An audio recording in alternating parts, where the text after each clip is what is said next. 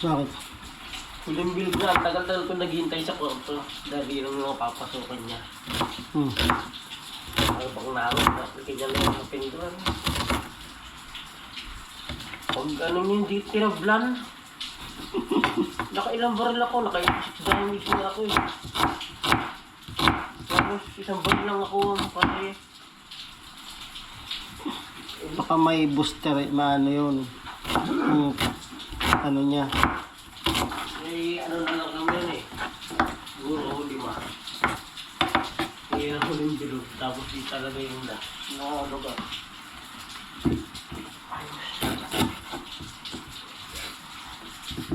Wala, kahit ang silpong tanay, kapag papasok pa.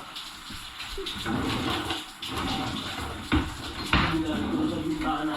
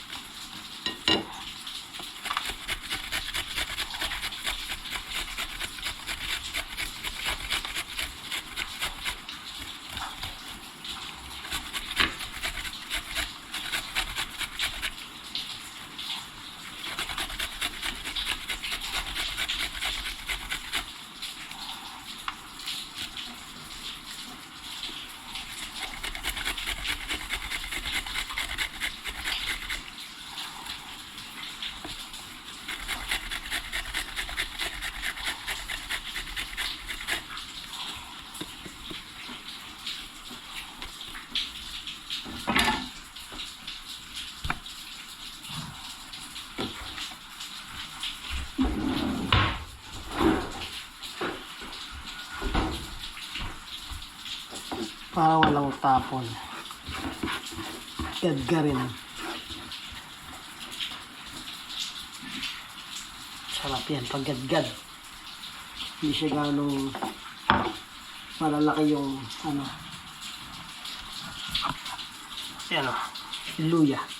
Para na walang tapon pag inilagay nyo sa lugaw. Minsan kasi yan, pinipili yan nasa gilid ng plato. Yung mga pagmalalaki yung luya.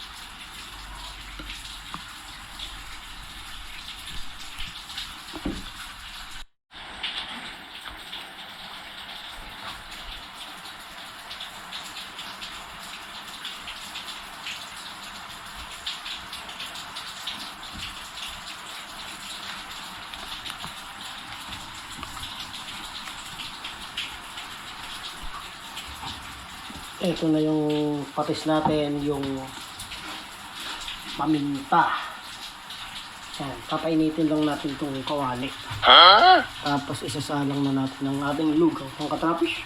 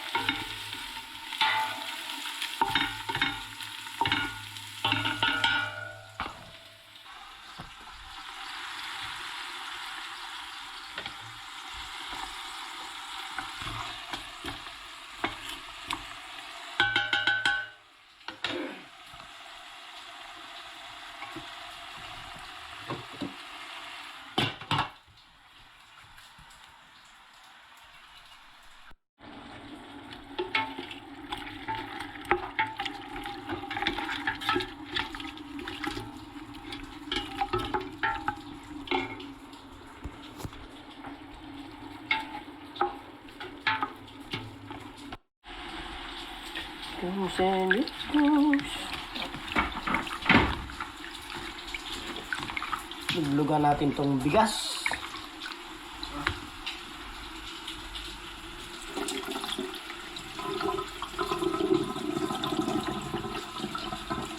Ayan. Paglagay natin malinis siya.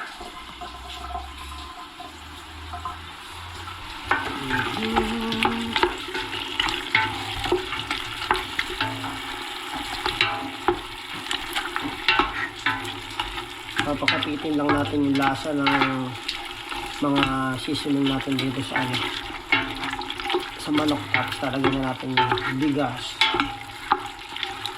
tapos tubig.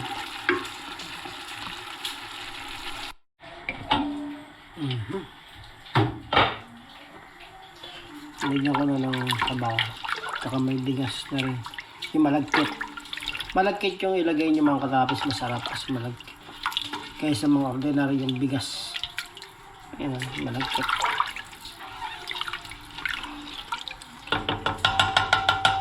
Haluin nyo lang lagi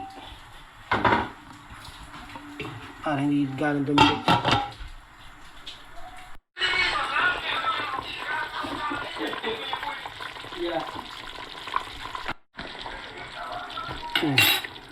Konti na lang ang katrapis, maluluto na to. Laputin na lang natin siya. Siya, lumabo. Ayan.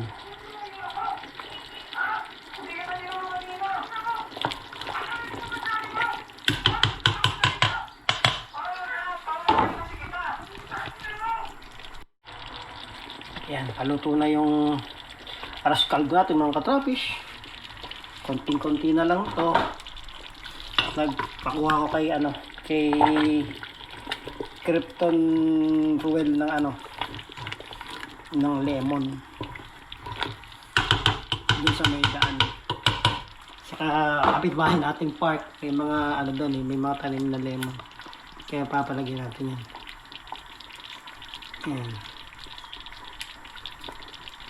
Kaya maya kakain na tayo mga katrabish.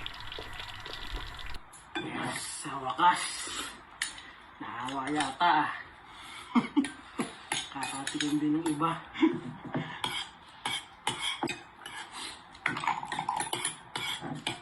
Tapos balik ka na bukas sa linggo. Hindi ko pa nga natitikman ito.